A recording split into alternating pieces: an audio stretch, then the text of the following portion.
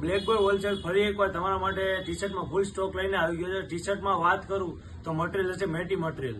એમાં સાઇઝની વાત કરું તો સાઇઝ રહેશે M થી XL, ત્રણેય સાઇઝ અવેલેબલ છે। તમને બતાવી દો એક્ઝેક્ટ।